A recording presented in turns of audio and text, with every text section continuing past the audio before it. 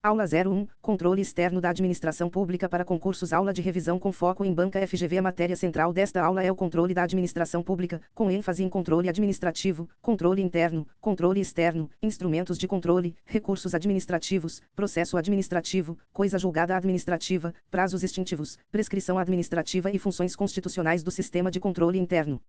Para a banca FGV, os pontos mais sensíveis são os seguintes: a diferença entre controle de legalidade e controle de mérito. A impossibilidade de o Poder Judiciário substituir o administrador no juízo de conveniência e oportunidade. A possibilidade de controle judicial sobre atos discricionários quando houver ilegalidade, abuso, desvio de finalidade, desproporcionalidade ou violação a princípios. A diferença entre anulação, revogação e convalidação. A súmula 473 do Supremo Tribunal Federal. A diferença entre controle interno, controle externo e controle social. A diferença entre controle por subordinação e controle por vinculação. A supervisão ministerial como controle finalístico. O controle externo em sentido estrito como atribuição do Poder Legislativo com auxílio do Tribunal de Contas. O controle interno como sistema constitucional integrado de cada poder. Por fim, a atuação do Conselho Nacional de Justiça como controle interno do Poder Judiciário, limitado à atuação administrativa, financeira e disciplinar, sem revisão da função jurisdicional. Conceito geral de controle. Controlar significa comparar um objeto com um padrão previamente estabelecido. Essa ideia aparece em situações simples da vida cotidiana.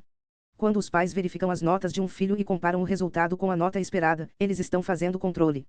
Quando uma pessoa verifica a velocidade da internet contratada, ela compara o serviço recebido com o serviço prometido.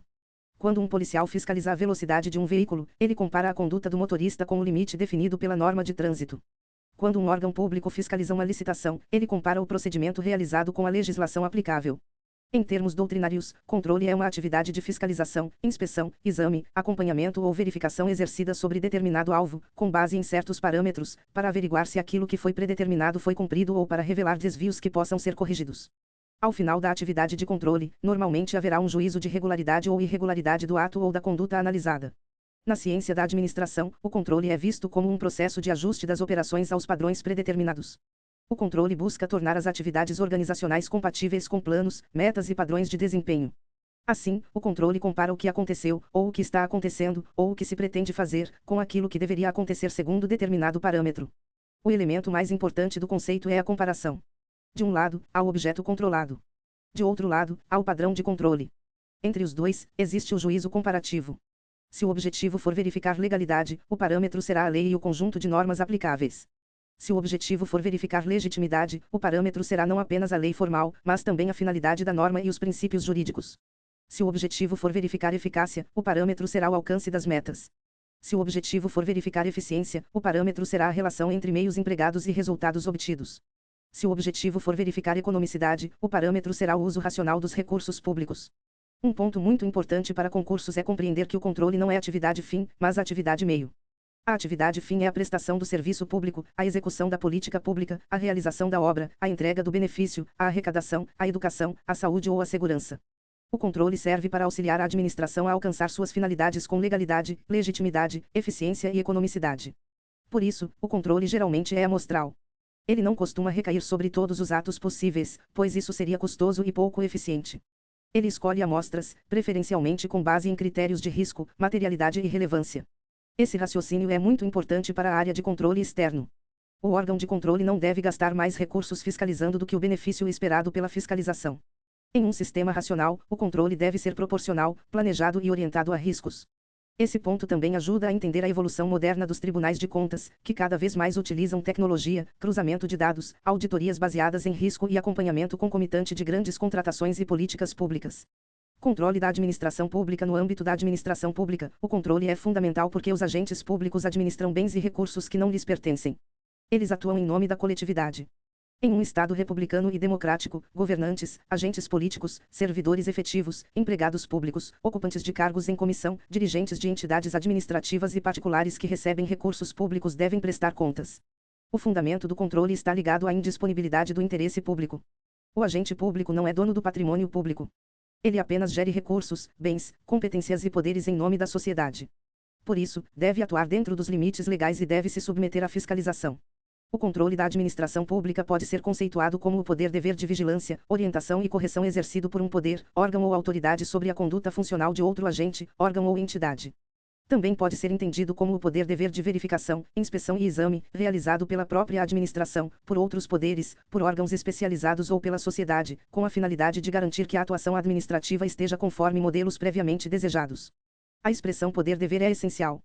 Controlar não é mera faculdade.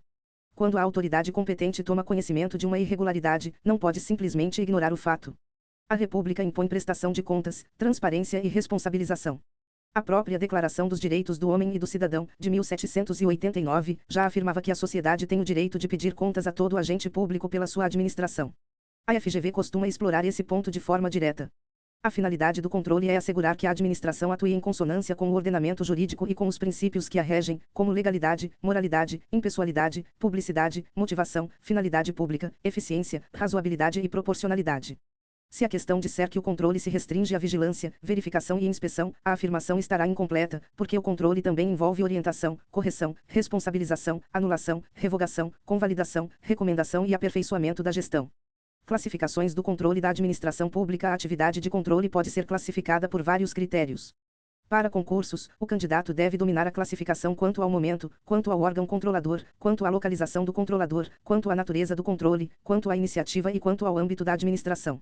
Controle quanto ao momento ou oportunidade quanto ao momento. O controle pode ser prévio, concomitante ou posterior. O controle prévio também é chamado de controle preventivo, controle perspectivo, controle a priori ou controle ex ante. Ele ocorre antes da prática do ato controlado. Sua função é evitar a ocorrência de irregularidades.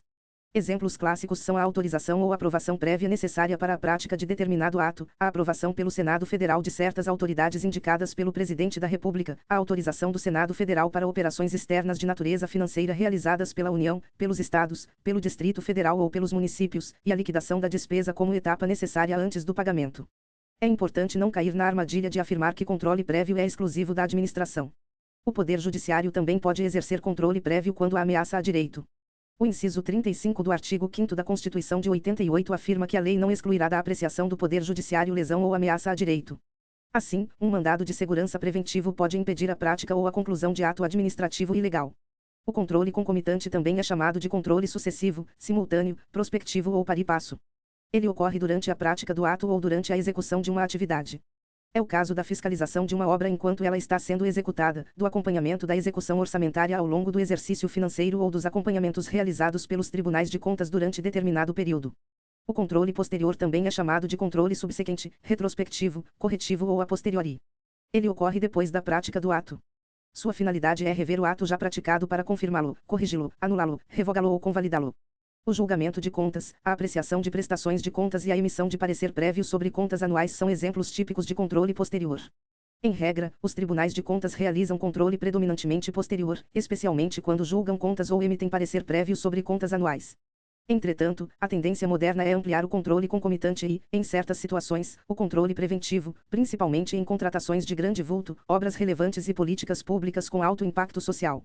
A razão é simples: em muitos casos, quando o dano ocorre, a recuperação integral dos valores é difícil ou impossível. Como a FGV pode cobrar, a banca pode apresentar uma situação em que o órgão acompanha a execução de uma obra durante sua realização. Nesse caso, o controle é concomitante. Pode apresentar a apreciação de contas já prestadas. Nesse caso, é controle posterior. Pode apresentar uma autorização prévia ou uma medida judicial preventiva para impedir ato ilegal. Nesse caso, é controle prévio. Controle quanto ao órgão ou à natureza do órgão controlador. Quanto ao órgão controlador, o controle pode ser administrativo, legislativo ou judicial. O controle administrativo é aquele realizado pela administração pública sobre os seus próprios atos. Ele tem fundamento na hierarquia e na autotutela. Pela hierarquia, órgãos superiores controlam órgãos inferiores e superiores controlam subordinados. Pela autotutela, a administração pode controlar seus próprios atos, anulando os ilegais, revogando os inconvenientes ou inoportunos e convalidando vícios sanáveis quando for possível. O controle administrativo é amplo. Ele pode analisar legalidade e mérito. Pode ocorrer de ofício ou mediante provocação. Pode resultar em confirmação, anulação, revogação, convalidação, alteração ou punição. Esse é um ponto decisivo para a FGV. Se a questão disser que o controle administrativo se limita à conveniência, está errada. Se disser que o controle administrativo se limita à legalidade, também está incompleta. Ele pode alcançar tanto legalidade quanto mérito, dentro da competência da administração. O controle legislativo ou parlamentar é o controle exercido pelo Poder Legislativo sobre a administração pública. Ele possui duas modalidades. A primeira é o controle parlamentar direto, também chamado de controle político, exercido pelas casas legislativas. No âmbito federal, é realizado pelo Congresso Nacional, pela Câmara dos Deputados e pelo Senado Federal. Nos estados, pelas Assembleias Legislativas. No Distrito Federal, pela Câmara Legislativa. Nos municípios, pelas câmaras municipais. São exemplos de controle parlamentar direto a sustação de atos normativos do Poder Executivo que exorbitem do poder regulamentar ou dos limites da delegação legislativa, o julgamento das contas anuais prestadas pelo Presidente da República e a atuação das comissões parlamentares de inquérito. A segunda modalidade é o controle parlamentar indireto ou técnico, exercido com auxílio dos tribunais de contas. O artigo 71 da Constituição de 88 estabelece que o controle externo, a cargo do Congresso Nacional, será exercido com auxílio do Tribunal de Contas da União. Exemplos são a emissão de parecer prévio sobre as contas do Presidente da República, o julgamento das contas dos administradores públicos, a apreciação da legalidade de atos de admissão de pessoal e concessão de aposentadorias, reformas e pensões, e a aplicação de sanções no caso de ilegalidade de despesa ou irregularidade de contas. O controle judicial ou jurisdicional é aquele realizado pelo Poder Judiciário sobre a administração pública. Ele decorre do princípio da inafastabilidade da jurisdição, segundo o qual lesão ou ameaça a direito não pode ser excluída da apreciação judicial. O controle judicial é, em regra, controle de legalidade, depende de provocação e normalmente é posterior, embora também possa ser preventivo. O Poder Judiciário controla a legalidade dos atos administrativos por meio de ações judiciais e remédios constitucionais, como mandado de segurança, habeas corpus, habeas data, ação popular, ação civil pública e mandado de injunção. A banca FGV cobra muito a ideia de que o judiciário não aprecia o mérito administrativo, isto é, não substitui a autoridade administrativa no juízo de conveniência e oportunidade. Entretanto, o judiciário pode anular ato discricionário quando houver ilegalidade, abuso de poder, desvio de finalidade, ausência de motivação, violação à razoabilidade, violação à proporcionalidade, violação ao contraditório e à ampla defesa ou desrespeito a princípios constitucionais. Controle quanto à localização do controlador. Quanto à localização do controlador, o controle pode ser interno, externo ou social. O controle interno é aquele realizado por órgão integrante do mesmo poder que está sendo controlado. O Poder Executivo realiza controle interno sobre seus próprios órgãos e entidades. O Poder Legislativo também possui controle interno sobre sua atividade administrativa. O Poder Judiciário também possui controle interno sobre sua atividade administrativa. Assim, controle interno não é exclusividade do Poder Executivo. Exemplos de controle interno são a atuação de uma corregedoria sobre servidores do respectivo órgão, a atuação da Controladoria Geral da União sobre atos do Poder Executivo Federal e a revogação de ato administrativo por autoridade administrativa competente dentro do mesmo poder. O controle externo, em sentido amplo, é aquele realizado por um poder sobre a atuação de outro poder. Quando o judiciário anula ato administrativo do executivo, há controle externo em sentido amplo. Quando o Congresso Nacional susta ato normativo do executivo que exorbita do poder regulamentar, há controle externo em sentido amplo.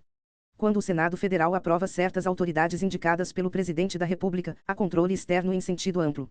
Em sentido estrito, a expressão controle externo indica a fiscalização da gestão pública exercida pelo Poder Legislativo com o auxílio do Tribunal de Contas.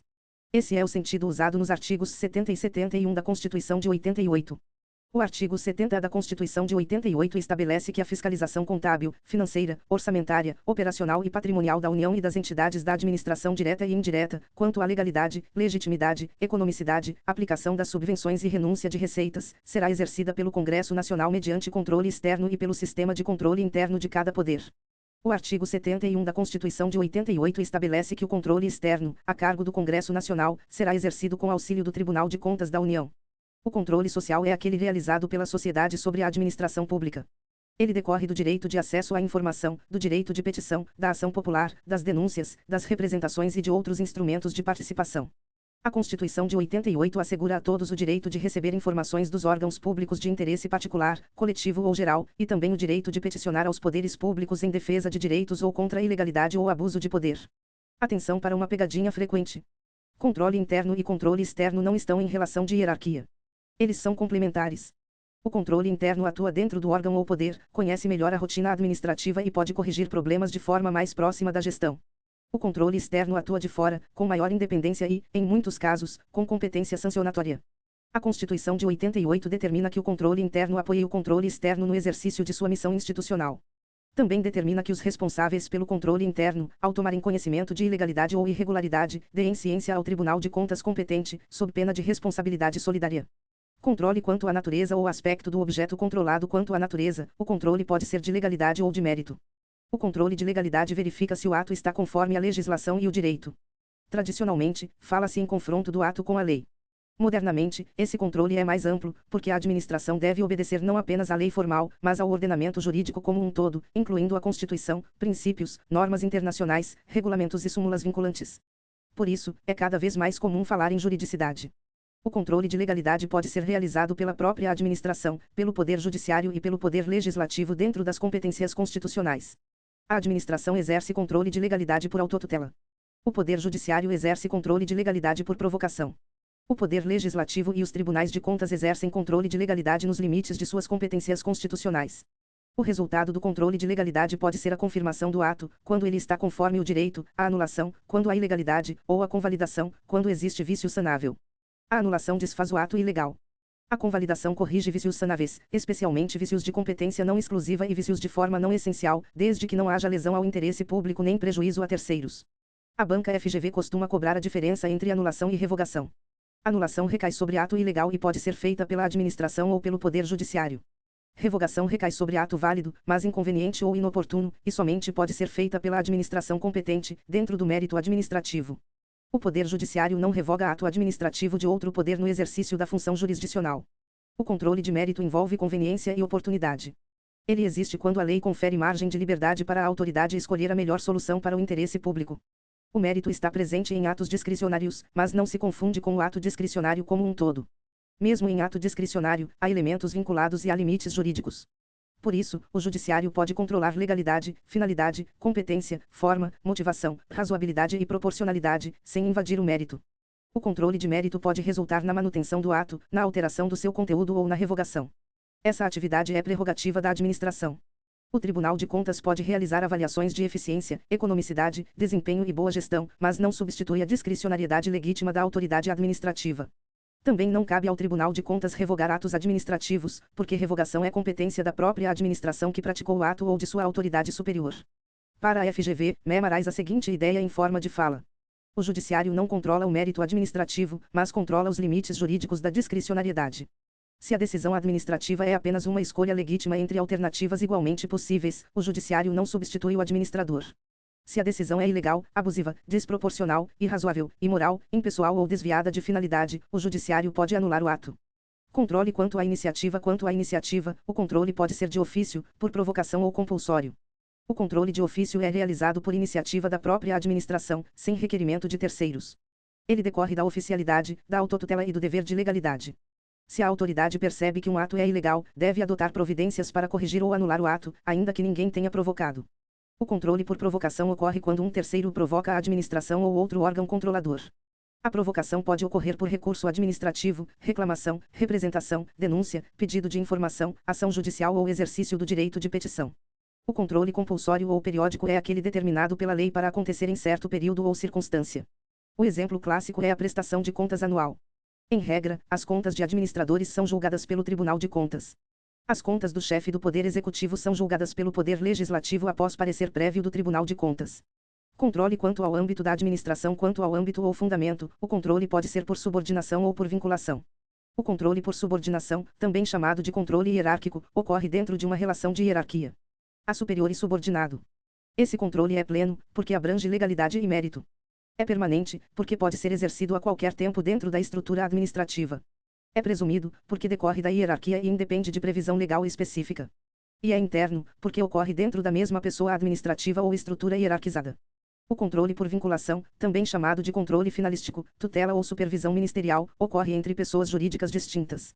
O exemplo mais importante é o controle da administração direta sobre entidades da administração indireta. Não há hierarquia entre ministério e autarquia, entre secretaria e fundação pública, ou entre ente político e empresa estatal. A vinculação finalística. O objetivo é verificar se a entidade da administração indireta cumpre as finalidades para as quais foi criada e se atua em consonância com a lei, com as políticas públicas e com o princípio da especialidade. O controle por vinculação é limitado e depende de previsão legal. Ele não é presumido. A administração direta não pode se comportar como superior hierárquico da entidade indireta. Esse é um dos pontos preferidos da FGV. Supervisão ministerial ou tutela administrativa é controle finalístico. Ocorre entre pessoas jurídicas distintas. Não decorre de hierarquia. Depende de lei. Não se confunde com poder de polícia. Existe uma controvérsia doutrinária sobre classificar o controle da administração direta sobre a indireta como interno ou externo. Alguns autores o tratam como controle interno porque está dentro da administração pública em sentido amplo. Outros o chamam de controle externo porque é exercido por uma pessoa jurídica sobre outra. Há ainda a expressão controle interno exterior. Para fins de prova, o mais seguro é guardar que a tutela é controle administrativo e controle por vinculação ou finalístico. Se a banca perguntar especificamente a classificação segundo determinado autor, é preciso seguir o autor indicado. Controle administrativo. O controle administrativo é o controle que a administração exerce sobre sua própria atuação. Ele ocorre no Poder Executivo, mas também ocorre no Legislativo e no Judiciário quando esses poderes praticam atos administrativos. Assim, quando o Judiciário instaura processo disciplinar contra servidor do Tribunal, realiza controle administrativo. Quando a Câmara Municipal revoga ato administrativo interno, realiza controle administrativo. Esse controle é amplo porque envolve legalidade e mérito. Pode ser de ofício ou provocado. Pode ocorrer por hierarquia, autotutela, tutela, direito de petição, recursos, ouvidoria, correição, controladorias e processos administrativos. A autotutela permite que a administração anule atos ilegais, revogue atos válidos por conveniência ou oportunidade e convalide vícios sanáveis quando possível. A súmula 473 do Supremo Tribunal Federal é central para concursos. Em linguagem adaptada para leitura, ela afirma que a administração pode anular seus próprios atos quando estiverem viciados de ilegalidade, porque deles não se originam direitos. E pode revogá-los por conveniência ou oportunidade, respeitados os direitos adquiridos, sempre ressalvada a apreciação judicial. A finalidade do controle administrativo é corrigir a atuação administrativa. Essa correção pode ocorrer por anulação, convalidação, revogação, alteração, confirmação ou punição. A punição também se insere no controle administrativo porque a hierarquia e o poder disciplinar autorizam a apuração de infrações e a aplicação de sanções administrativas aos agentes públicos, respeitados o devido processo legal, o contraditório e a ampla defesa. Instrumentos de controle administrativo. Os principais instrumentos de controle administrativo são a hierarquia orgânica, o controle ministerial ou supervisão ministerial, o direito de petição e os recursos administrativos. Além deles, também se relacionam ao controle administrativo o processo administrativo, a arbitragem em hipóteses admitidas, a ouvidoria, a correição e a atuação de controladorias. A hierarquia orgânica é a estrutura de subordinação interna da administração. Ela permite ao superior fiscalizar, orientar, coordenar, revisar, aprovar, avocar e corrigir a atuação do subordinado. Também é chamada de via administrativa. Pode atuar de ofício, como na homologação de processos licitatórios pela autoridade superior, ou por provocação, como nos recursos hierárquicos próprios. O controle ministerial ocorre quando ministérios, secretarias ou órgãos equivalentes controlam órgãos subordinados e entidades vinculadas. Quando o ministério controla órgãos subordinados, há controle por subordinação, interno e hierárquico. Quando o ministério supervisiona entidades da administração indireta, há supervisão ministerial, controle finalístico ou tutela, sem hierarquia. O direito de petição está previsto no inciso 34 do artigo 5º da Constituição de 88. Todos têm assegurado, independentemente do pagamento de taxas, o direito de peticionar aos poderes públicos em defesa de direitos ou contra a ilegalidade ou abuso de poder.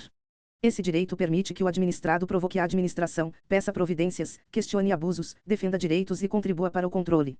Os recursos administrativos são instrumentos formais de controle provocado. Eles obrigam a administração a reexaminar uma decisão administrativa. Se uma autoridade aplica uma penalidade e o interessado recorre, a instância administrativa competente deve reavaliar o caso, dentro das regras aplicáveis. Recursos administrativos. Recursos administrativos, em sentido amplo, são meios formais pelos quais o interessado demonstra inconformismo com decisão ou atuação administrativa. Eles tramitam na via administrativa e normalmente integram um processo administrativo. Os recursos podem ter efeito devolutivo e efeito suspensivo. O efeito devolutivo existe quando a matéria é devolvida à nova apreciação. Em regra, todo recurso administrativo tem efeito devolutivo. O efeito suspensivo impede que a decisão produza efeitos enquanto o recurso está pendente. Em regra, o recurso administrativo não tem efeito suspensivo automático, porque os atos administrativos possuem presunção de legitimidade. O efeito suspensivo depende de previsão legal ou de decisão fundamentada da autoridade competente.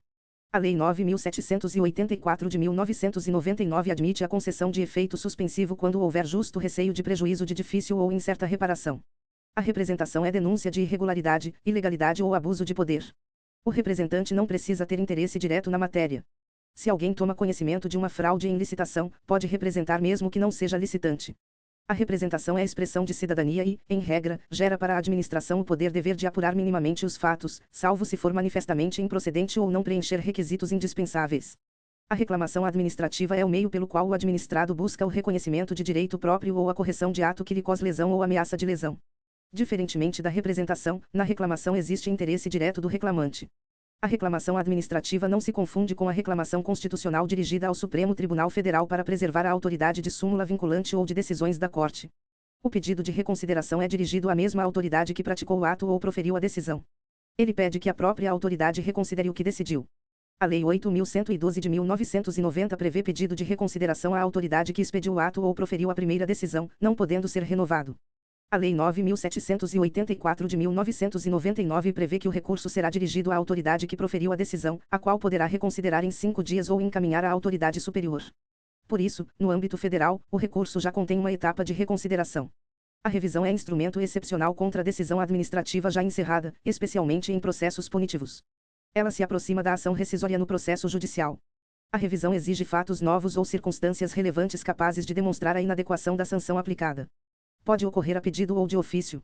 No âmbito da Lei 9.784 de 1999, processos administrativos que resultem sanções podem ser revistos a qualquer tempo quando surgirem fatos novos ou circunstâncias relevantes. Na revisão, não se admite agravamento da sanção. Em outras palavras, não cabe reformatio impejus na revisão. O recurso hierárquico próprio é aquele dirigido à autoridade superior dentro da mesma linha de hierarquia. Ele é presumido, porque decorre da própria hierarquia. Não depende de previsão legal específica. Possui alcance amplo, pois a autoridade superior pode analisar legalidade e mérito, dentro dos limites da autotutela e da competência administrativa. O recurso hierárquico impróprio é dirigido à autoridade ou órgão que não possui relação hierárquica direta com a autoridade que proferiu a decisão. Existe apenas vinculação ou competência legal específica para revisão. Por isso, o recurso hierárquico impróprio não é presumido. Ele depende de previsão expressa em lei. Exemplo típico é recurso dirigido ao Ministério Supervisor contra ato de dirigente de entidade da administração indireta, quando a lei assim permitir. A reformatio impejus significa reforma para pior. Em recurso administrativo ordinário, admite-se, em regra, que a autoridade agrave a situação do recorrente, desde que antes dê ciência ao interessado e permita contraditório e ampla defesa. A Lei 9.784 de 1999 prevê que, se houver possibilidade de agravamento da situação do recorrente, ele deve ser cientificado para apresentar alegações. Já na revisão, a reformatio impejus não é admitida. A exigência de depósito, arrolamento, caução ou garantia prévia para a interposição de recurso administrativo é inconstitucional. A súmula vinculante 21 do Supremo Tribunal Federal afirma que é inconstitucional exigir depósito ou arrolamento prévio de dinheiro ou bens como requisito de admissibilidade de recurso administrativo. Para a prova, isso significa que o administrado não pode ser obrigado a pagar ou depositar previamente uma multa apenas para poder recorrer administrativamente.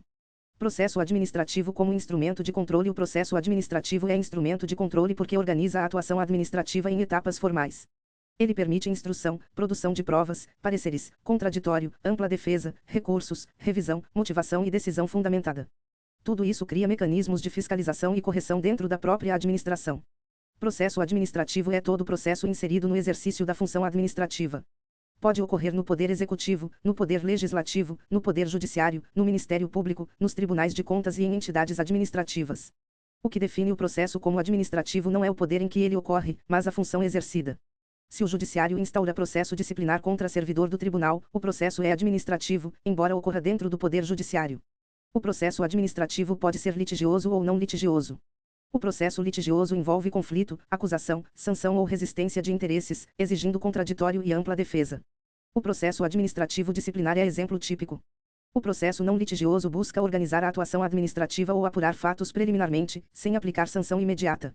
Uma sindicância meramente investigativa é exemplo de procedimento não punitivo. O processo administrativo é regido por princípios próprios. Os mais relevantes para concursos são oficialidade, verdade material, instrumentalidade das formas, formalismo moderado, contraditório e ampla defesa. O princípio da oficialidade, também chamado de impulsão de ofício, permite que a administração instaure, conduza e revise o processo por iniciativa própria. A administração não precisa aguardar provocação para apurar irregularidades, produzir provas ou revisar atos. Esse princípio é mais intenso no processo administrativo do que no processo judicial, porque a administração busca realizar o interesse público e proteger a legalidade. O princípio da verdade material significa que a administração deve buscar a verdade real dos fatos. No processo judicial, costuma-se falar em verdade formal ou verdade dos autos, porque o juiz julga com base no que as partes trazem ao processo. No processo administrativo, a administração pode produzir provas, determinar diligências, juntar documentos e apurar os fatos de ofício. A revelia do administrado não significa confissão automática, porque a administração ainda deve buscar a verdade material. O princípio da instrumentalidade das formas significa que a forma é meio para atingir uma finalidade. Se a finalidade foi alcançada sem prejuízo, o ato não deve ser invalidado por mero formalismo. Por exemplo, se uma intimação teve defeito formal, mas o interessado compareceu e exerceu plenamente sua defesa, a finalidade da intimação foi alcançada. Entretanto, instrumentalidade não significa ausência total de formalidade. Formalidades essenciais à garantia dos direitos dos administrados devem ser respeitadas. O formalismo moderado significa que o processo administrativo deve evitar formalidades excessivas e inúteis. A administração deve privilegiar a finalidade, a boa-fé, a clareza e o aproveitamento dos atos, sem transformar o processo em armadilha formal. Se o administrado chama uma peça de recurso, mas o conteúdo demonstra pedido de reconsideração, a administração pode receber adequadamente a manifestação. O contraditório e a ampla defesa estão previstos no inciso 55 do artigo 5º da Constituição de 88.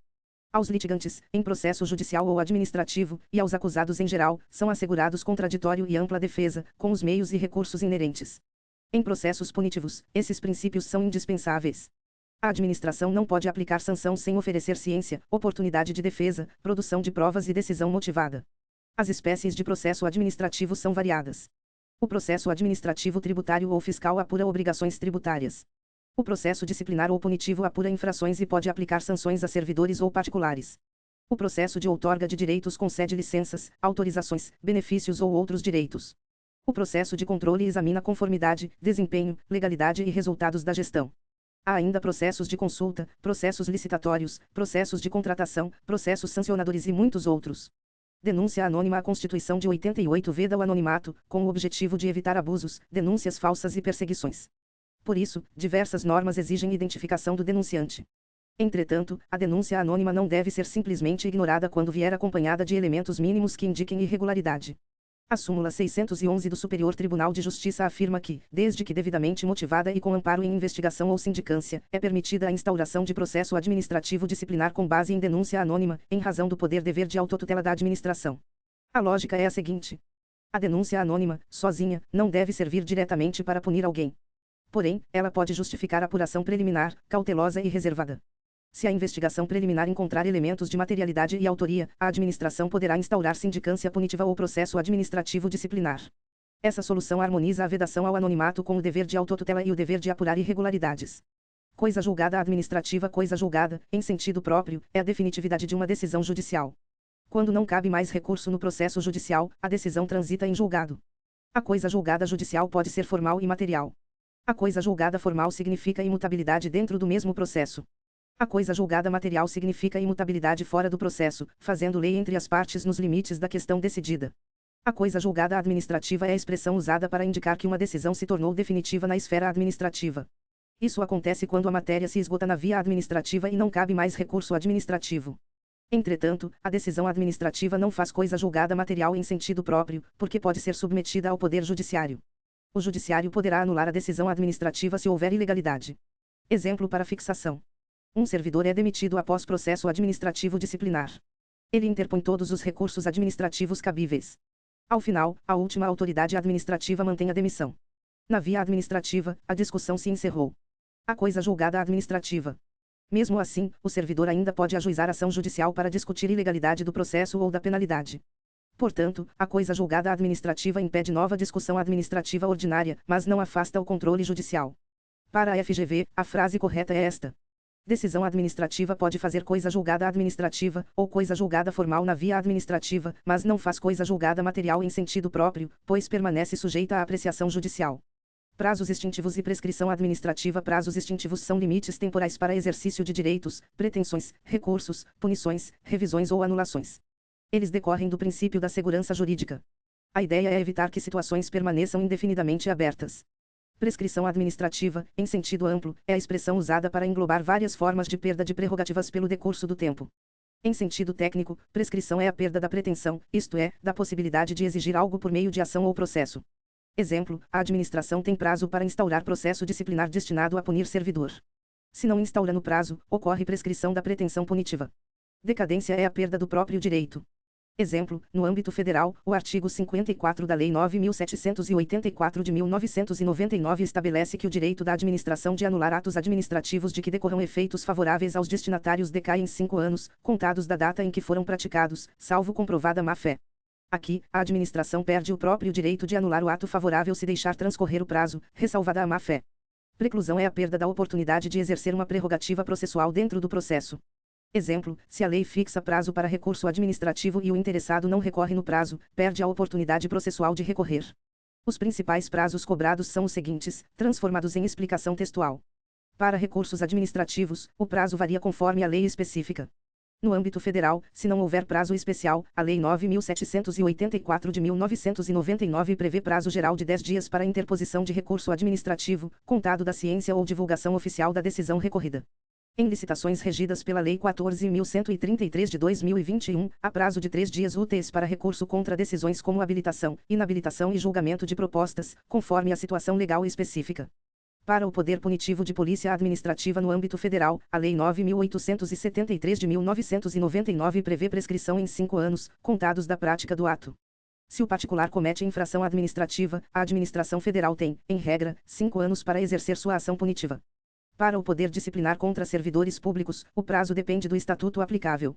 No âmbito federal, a Lei 8.112 de 1990 prevê prazos de 5 anos, 2 anos e 180 dias, conforme a gravidade da penalidade. O prazo de 5 anos aplica-se, em linhas gerais, a infrações puníveis com demissão e penalidades graves. O prazo de 2 anos aplica-se à suspensão. O prazo de 180 dias aplica-se à advertência. Se a infração também for crime, aplica-se o prazo previsto na lei penal. Para a autotutela anulatória de atos favoráveis ao administrado, o prazo federal é de 5 anos, contado da prática do ato, salvo comprovada má-fé. Esse prazo é decadencial. A razão é proteger segurança jurídica e confiança legítima de quem recebeu efeito favorável da administração. Há situações em que não se aplica o prazo de 5 anos para anulação. Quando há comprovada má-fé, não se protege a confiança do destinatário. Quando o ato gera efeitos desfavoráveis ao administrado, a lógica de proteção é diferente e a revisão pode ocorrer a qualquer tempo, especialmente quando surgem fatos novos em atos punitivos. Atos flagrantemente inconstitucionais, como provimento de cargo efetivo sem concurso público, não se submetem ao prazo decadencial comum. Atos inexistentes, praticados por usurpador de função pública, também não se convalidam pelo tempo, porque nunca foram atos administrativos válidos ou inválidos, simplesmente não existiram como manifestação estatal. Ressarcimento ao erário. O ressarcimento ao erário é tema muito cobrado, especialmente em provas de controle e tribunais de contas. A regra geral no direito é a prescrição, por segurança jurídica. Durante muito tempo se discutiu se ações de ressarcimento ao erário seriam sempre imprescritíveis. Hoje, a resposta é mais precisa. A ação de reparação de danos à fazenda pública decorrente de ilícito civil é prescritível. A jurisprudência consolidou a ideia de prazo de 5 anos para esse tipo de reparação, com fundamento em simetria com o prazo quinquenal aplicável contra a fazenda pública. As ações de ressarcimento ao erário fundadas na prática de ato doloso tipificado na Lei de Improbidade Administrativa são imprescritíveis, conforme tese firmada pelo Supremo Tribunal Federal no recurso extraordinário 852.475. A palavra decisiva é doloso. A imprescritibilidade não é geral e absoluta para qualquer dano. A pretensão de ressarcimento ao erário fundada em decisão de Tribunal de Contas é prescritível, conforme tese firmada pelo Supremo Tribunal Federal no recurso extraordinário 636.886. Essa tese trata da execução do título formado pelo Tribunal de Contas. O Supremo não afirmou que todo o processo dentro do Tribunal de Contas seja imprescritível. O tema da prescrição no processo de contas deve observar lei orgânica, regimento e normas aplicáveis. A frase para a prova é a seguinte: ressarcimento por ilícito civil prescreve.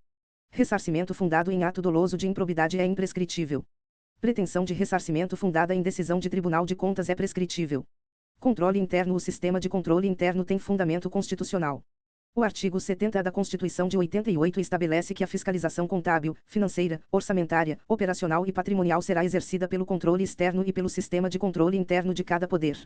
O artigo 74 da Constituição de 88 dispõe que os poderes legislativo, executivo e judiciário manterão, de forma integrada, sistema de controle interno. As funções constitucionais do controle interno são 4. A primeira é avaliar o cumprimento das metas previstas no plano plurianual, a execução dos programas de governo e dos orçamentos.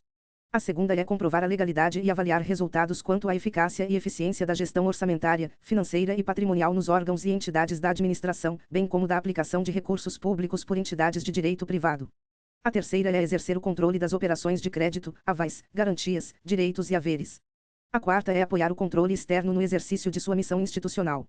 Em linguagem de prova, o controle interno verifica tanto legalidade quanto resultados. Ele não se limita ao aspecto formal. Ele avalia eficácia, eficiência e gestão. Também fiscaliza recursos públicos aplicados por entidades privadas.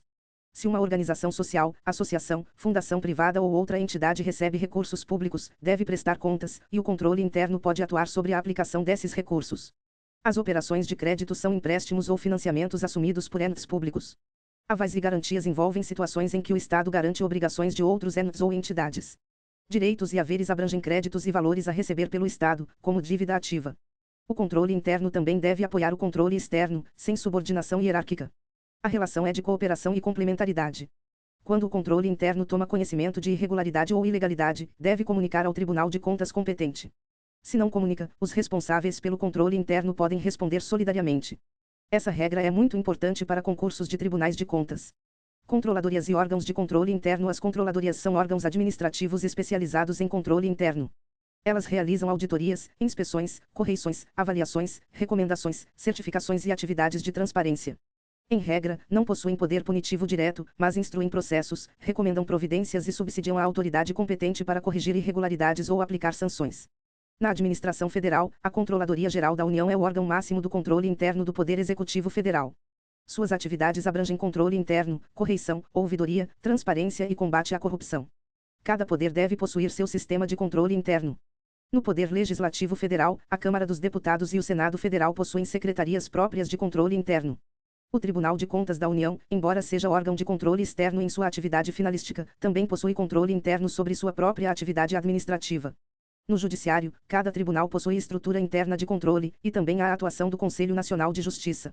No Ministério Público da União, a auditoria interna. Nos estados e no Distrito Federal, há estruturas semelhantes. Nos municípios, a Constituição de 88 prevê que a fiscalização municipal será exercida pelo Poder Legislativo Municipal, mediante controle externo, e pelos sistemas de controle interno do Poder Executivo Municipal. Como muitos municípios possuem estrutura administrativa reduzida, pode haver controle interno compartilhado ou centralizado no Executivo. Nada impede, contudo, que a Câmara Municipal institua seu próprio controle interno quando houver estrutura para isso. Conselho Nacional de Justiça. O Conselho Nacional de Justiça foi criado pela Emenda Constitucional 45 de 2004. Sua finalidade é controlar a atuação administrativa e financeira do Poder Judiciário e o cumprimento dos deveres funcionais dos juízes. O Conselho Nacional de Justiça compõe a estrutura do Poder Judiciário. Por isso, sua atuação é considerada controle interno do Judiciário, e não controle externo. O Conselho Nacional de Justiça não revisa decisões jurisdicionais. Ele não é instância recursal contra sentença, acórdão ou decisão judicial. Sua competência é administrativa, financeira e disciplinar. Esse ponto é muito cobrado. Se a questão disser que o Conselho Nacional de Justiça pode revisar mérito de decisões judiciais, está errada. O Supremo Tribunal Federal considerou constitucional a criação do Conselho Nacional de Justiça na ação direta de inconstitucionalidade 3.367. O fundamento foi que o Conselho integra o Poder Judiciário, sua maioria é composta por membros oriundos do próprio Judiciário e suas decisões permanecem sujeitas ao controle do Supremo Tribunal Federal. Além disso, o Supremo rejeitou a criação de conselhos estaduais de justiça destinados a controlar a atividade administrativa, financeira ou disciplinar das justiças estaduais, porque isso violaria o regime unitário nacional do Poder Judiciário. As competências do Conselho Nacional de Justiça incluem zelar pela autonomia do Poder Judiciário, zelar pelo cumprimento do Estatuto da Magistratura, expedir atos regulamentares no âmbito de sua competência, recomendar providências, zelar pela observância dos princípios do artigo 37 da Constituição de 88, apreciar a legalidade dos atos administrativos praticados por membros ou órgãos do Poder Judiciário, desconstituir ou rever atos administrativos, fixar prazo para providências. Receber reclamações contra membros ou órgãos do Judiciário, avocar processos disciplinares, determinar remoção ou disponibilidade, aplicar sanções administrativas, representar ao Ministério Público em caso de crime contra a administração pública ou abuso de autoridade, rever processos disciplinares de juízes e membros de tribunais julgados há menos de um ano, elaborar relatórios estatísticos semestrais e elaborar relatório anual sobre a situação do Poder Judiciário. Em linguagem organizada para áudio, as competências do Conselho Nacional de Justiça podem ser compreendidas em 5 áreas. Na política judiciária, ele zela pela autonomia do Judiciário e pelo cumprimento do Estatuto da Magistratura. Na gestão, define planejamento estratégico, metas e programas de avaliação institucional. Na prestação de serviços ao cidadão, recebe reclamações, petições e representações. Na moralidade, julga processos disciplinares e aplica sanções. Na eficiência dos serviços judiciais, promove melhores práticas, celeridade e relatórios estatísticos. Os tribunais de contas não estão sujeitos ao Conselho Nacional de Justiça. Embora seus membros possuam garantias e prerrogativas semelhantes às de membros do Judiciário, os tribunais de contas não integram o Poder Judiciário. Portanto, o Conselho Nacional de Justiça não tem competência para regular matéria de tribunais de contas. Atualmente, não existe Conselho Nacional de Tribunais de Contas equivalente ao Conselho Nacional de Justiça. A composição do Conselho Nacional de Justiça é de 15 membros, com mandato de 2 anos e possibilidade de uma recondução. O presidente do Supremo Tribunal Federal é membro nato e também presidente do Conselho Nacional de Justiça. Em suas ausências e impedimentos, será substituído pelo vice-presidente do Supremo Tribunal Federal, embora este não seja membro ordinário do Conselho. Os demais membros são nomeados pelo Presidente da República após aprovação pela maioria absoluta do Senado Federal. A composição inclui membros do Superior Tribunal de Justiça, do Tribunal Superior do Trabalho, da Justiça Estadual, da Justiça Federal, da Justiça do Trabalho, do Ministério Público, da Advocacia e cidadãos de notável saber jurídico e reputação ilibada indicados pela Câmara dos Deputados e pelo Senado Federal. Se as indicações não forem feitas no prazo legal, cabe ao Supremo Tribunal Federal realizar a escolha. O ministro corregedor do Conselho Nacional de Justiça é o ministro do Superior Tribunal de Justiça indicado para compor o Conselho. Ele fica excluído da distribuição de processos no Superior Tribunal de Justiça e exerce funções de recebimento de reclamações e denúncias, inspeção, correição geral, requisição e designação de magistrados e servidores. Junto ao Conselho Nacional de Justiça oficiam o Procurador-Geral da República e o presidente do Conselho Federal da Ordem dos Advogados do Brasil, mas eles não são membros do Conselho. Pontos de cobrança em questões, com foco na FGV. A FGV costuma montar alternativas longas, com parte correta e parte incorreta. Por isso, o estudo deve ser feito por contraste. Quando a FGV afirma que o controle jurisdicional do processo administrativo disciplinar restringe-se ao exame da regularidade do procedimento e da legalidade do ato, a ideia está correta. A súmula 665 do Superior Tribunal de Justiça confirma que o controle judicial do processo administrativo disciplinar não permite incursão no mérito administrativo, salvo quando houver ilegalidade flagrante, teratologia ou manifesta desproporcionalidade da sanção. Quando a FGV afirma que a administração pode anular seus próprios atos ilegais e revogar atos válidos por conveniência ou oportunidade, respeitados direitos adquiridos, a ideia está correta e remete à súmula 473 do Supremo Tribunal Federal. Quando a FGV afirma que o Poder Judiciário pode controlar o mérito do ato administrativo por autorização da autoridade máxima do órgão, a afirmação está errada. O Judiciário não controla mérito administrativo no exercício da função jurisdicional. A autorização administrativa não transforma o juiz em administrador. Quando a FGV afirma que o Judiciário, provocado, pode controlar a legalidade do ato administrativo, a afirmação está correta. O Judiciário é inerte e precisa ser provocado por ação judicial, como mandado de segurança, ação popular ou ação civil pública. Quando a FGV apresenta um juiz que substitui a escolha do prefeito sobre a destinação de prédios públicos, decidindo qual política pública é mais conveniente, a conduta judicial é incorreta se não houver ilegalidade. Nesse caso, a invasão do mérito administrativo. O juiz não pode revogar ato administrativo do Executivo por discordar da conveniência e oportunidade da escolha. Quando a FGV apresenta publicidade oficial com promoção pessoal de agente público, o controle judicial é possível. Isso não é invasão de mérito. A promoção pessoal viola o parágrafo 1º do artigo 37 da Constituição de 88, que exige caráter educativo, informativo ou de orientação social na publicidade oficial e proíbe nomes, símbolos ou imagens que caracterizem promoção pessoal. Aqui há controle de legalidade, impessoalidade e moralidade. Quando a FGV pergunta sobre controle legislativo dos atos do Executivo, a resposta correta é que o Poder Legislativo exerce controle externo. Ele pode sustar atos normativos do Executivo que exorbitem do poder regulamentar ou dos limites de delegação legislativa.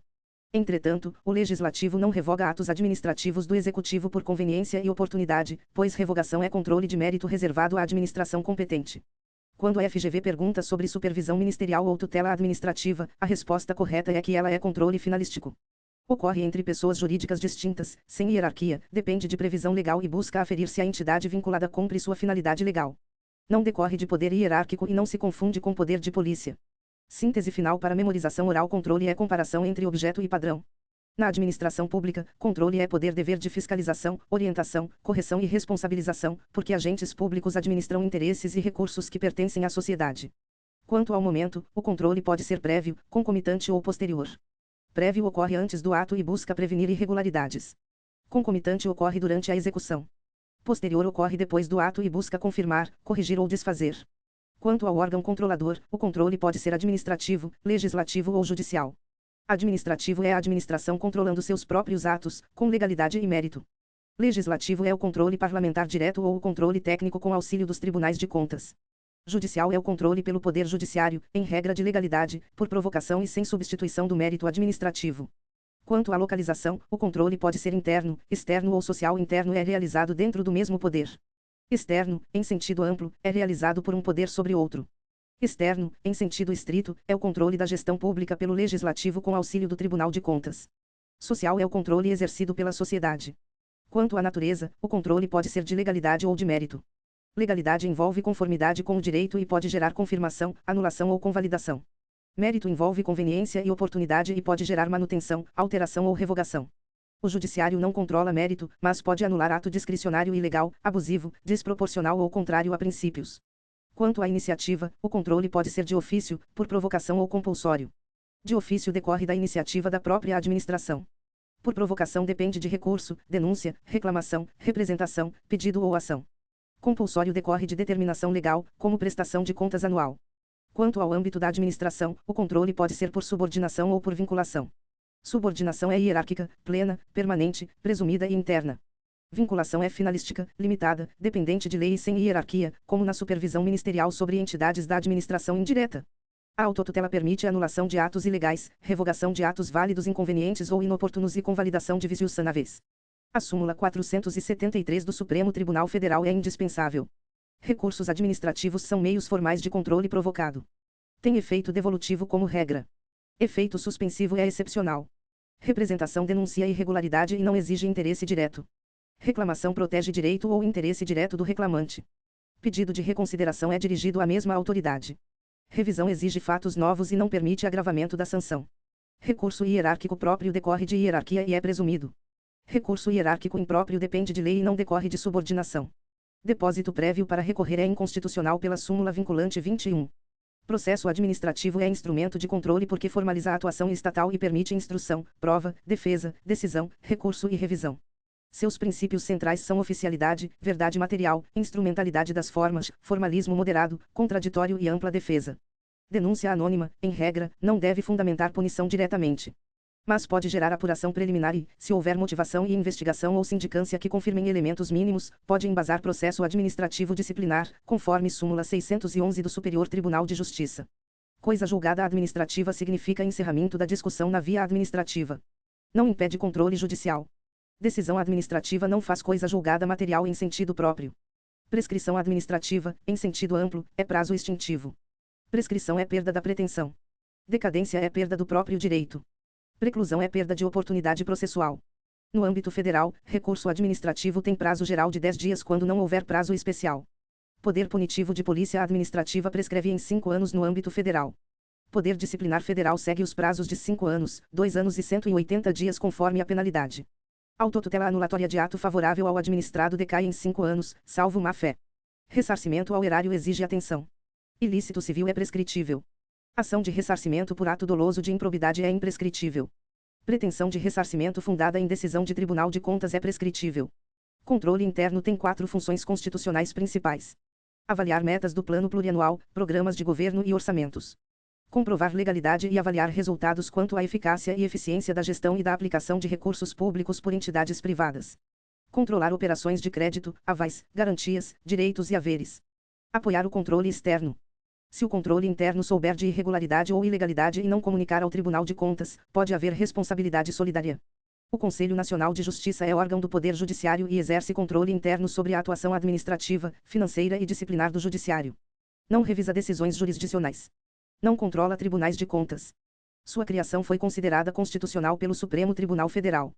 Para fechar, a frase mais importante para a FGV é esta: o controle da administração pública busca assegurar legalidade, legitimidade, economicidade, eficiência e interesse público, mas cada órgão controlador deve respeitar seus limites constitucionais. A administração pode anular, revogar e convalidar seus atos, o judiciário controla legalidade, mas não mérito, o legislativo exerce controle externo e político, mas não substitui a administração no juízo de conveniência e oportunidade.